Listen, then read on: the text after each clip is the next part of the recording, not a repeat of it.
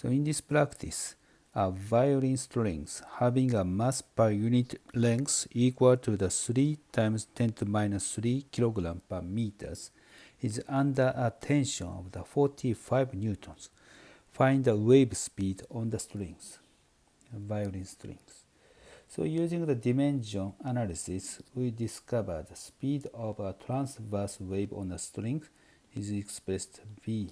Speed is expressed square root F is the tension force divided by mass per unit length mu.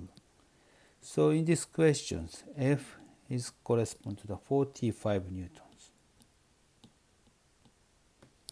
and the nu is 3 times 10 to minus 3 kilogram per meters. And then you can substitute this information here. Then you could calculate. This becomes square root 15 times 10 to 3 meter per second.